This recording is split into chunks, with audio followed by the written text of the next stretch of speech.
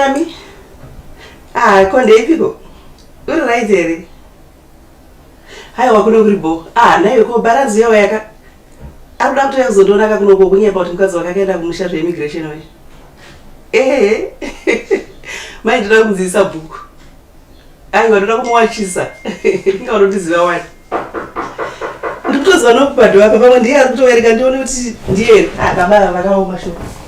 Ndikubatsira vaenda time later. Oh, Pinai. Oh, thank you. Hey, how are you? Oh, in America we greet you like this. Okay. Yeah. How are you? How you want to go flying? What do you say? Yeah, we've been doing well. Yeah. I'm surprised why I decided to come.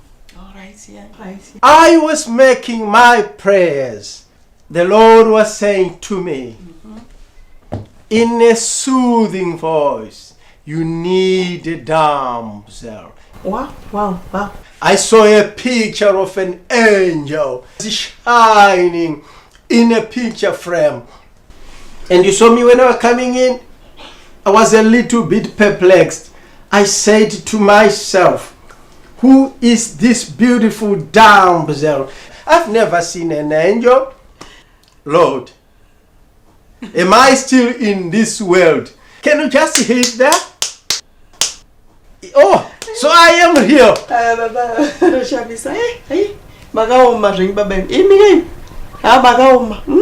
You are beautiful. You are gorgeous. Oh, thank you. Exquisite. Pretty. Wow. What I'm trying to say, baby, is that I love you. All right. Yeah, baby. Hi, what? Diana skade kuzwa mashoko akanaka kudai. Diana ngade kuzwa kuti I love you nemuna akachena kudai so. I like your shoes. Oh. Yeah. Aiwa, unachena. Yeah. Kumecha netai yacho ne Oh, shades. thank you. Urungozvona kuti aiwa kumberi. Swaga, Aiwa munachena. you got a taste for good things. I hope you don't feel out of place. I know you're all right. Oh, good. Oh, good. You know what? I've been to Bujumbura. Okay. I've been to Venezuela. I have been to Madagascar. Eish. I've been to different places, even Burkina Faso, looking for a beautiful damsel. I couldn't find any. First time I've seen an angel. I don't just like a woman.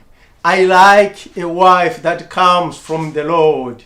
Ushinzwa mashoko akadai ari kubva kune munhu akachena akapfeka gold kudai so.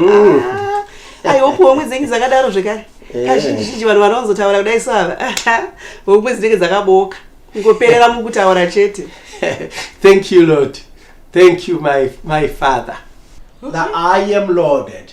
Okay. You know what? Before I left my house, the Lord said to me, that lady is going to ask you for something. Right. Not because she wants money, but she's going to ask you as a way of just seeing if you are true to what you are saying.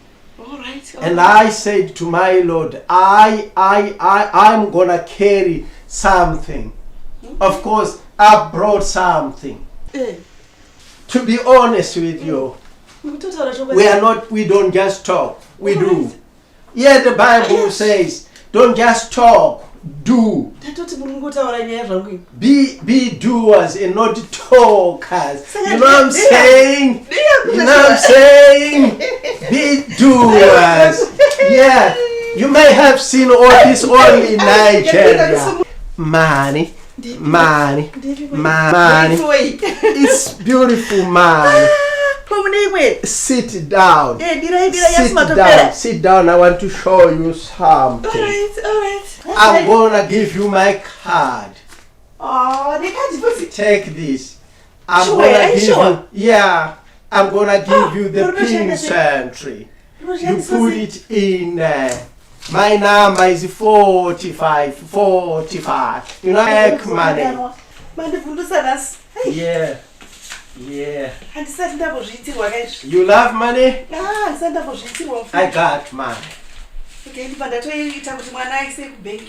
Yeah. Ndikaichengeta zvakanaka painonesa. Wonderful. Wonderful. Yeah. Happy? I'm happy. Ndikatadza kufanira zvakadai izvi. Gracie.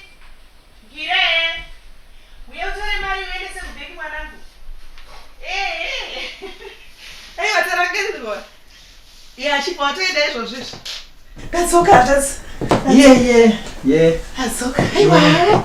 That's what we do. Where I live, in my street, people come to pick money from my house every morning because we throw money away.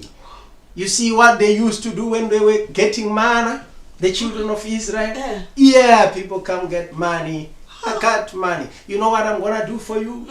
What I've given you is 2 days ration. 2 days only? After them 2 days, I'm going to send a truckload of money. They're going to offload it at your backyard. How about that? For me? Hey, what? Munenge mandifazi ndena asingade mari. Unesa anoda mari ufunge hanzvadzi. Maita unge mafemerwa chaiwo kubva matoya nemari panguva yenda ndisina kana mari. Ndichida kuya kuzotama kuzogara kustreet kwenyu ikoko. Hanzvadzi, ndingambotaura newe bishana. About?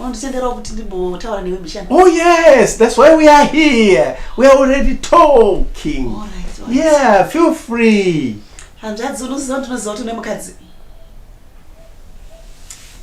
Ndakaona mukadzi wako nezuro akapfeka dress rake reblue rewhite resvika akagerwa musoro uyu muparavara muno muUK nechando chiri kwechi achizwisa tsitsi.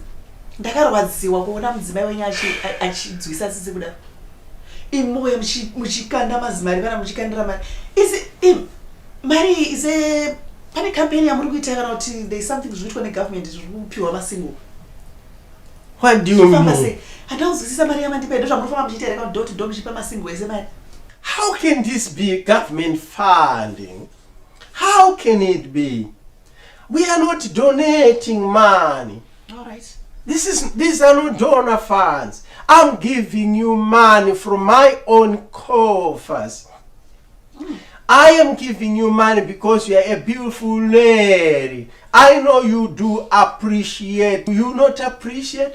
You think I'm joking? Yeah, that's what I'm thinking. Because I don't have a wife. Remember, I asked you to say bachelor. I am a bachelor. I know your wife, and I'm serious. Ndakamuona achinzwisa tsitsi mukadzi wako. Mari iyi pambe kuti upote uchikanda uno kwandiri. Ungadai watora mari uchinochengeta mukadzi nevana. Ndo hama dzako idzodzo. Izvi zvawaya kuzoita panapa izvi uchikanda mari. Yes, mari yako wandipa hehe. But ndoda kuti udzokere kumba kunoona mukadzi wako nemhuri. Kwete kuya uchindingebera uchitaura zvisina basa izvo. Kunze kwatodoka unofanira kutoenda usati watanga kutsvagwa sona adzimai vako. You don't understand. Majairira kupota muchingebera vanhu ka. Sezvo mune mudzimai kumba. Panzvimbo yekukanda mari muchiwesta kudai muchindipaka. Endai muchengete mudzimai nevana kumba. Ndo hama dzenyu idzodzo chengetai mhuri. Mukadzi arege kuswera achitambudzika kuti wange musipo muchichena kudai so muchikanda mari muchiwesta mari. Chiruzi icho chona hanzvadzi. Uri mwana wekumusha iwo. Ndo ndikubatsire ndikudzidzise chikoro. Uri mwana wekumusha. Chengeta mhuri, chengeta mukadzi, chengeta vana. Kwete kupota muchikandira masingo mari kudai so. Kupa munhu mari mukadzi akusi kuti ndikutenge rudo harutengwe mufunga hanzvadzi.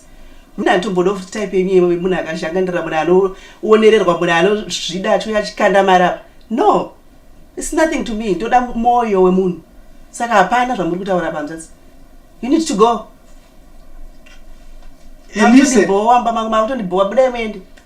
Listen. No. I gave you some money. Yeah? And ukupa mari. Yeah, mandipa mari. So you say no way that just like that pasina kana chanamboita. Ingamakatoma naye baba ika zvakatopomereshwa. Naye kudzimenga izvo zvamuri kuita izvo.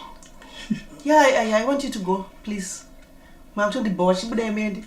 Just like that? Yeah.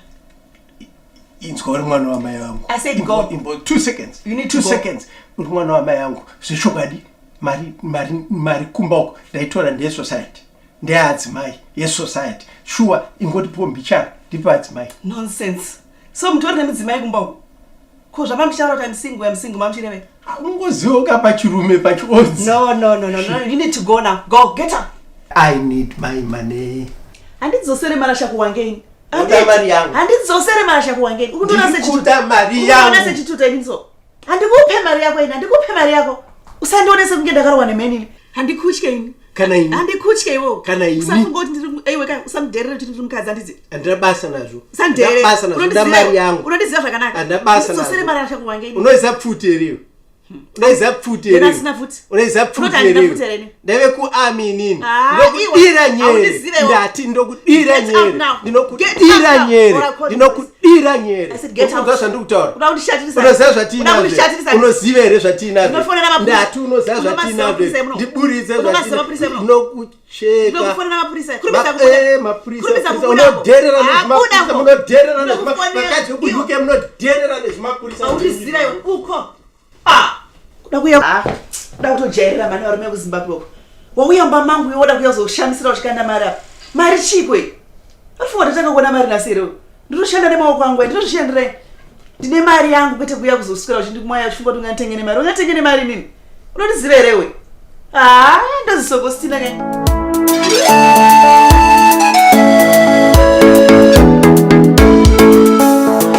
Wakaipa amema lomalo marara ake anoyeme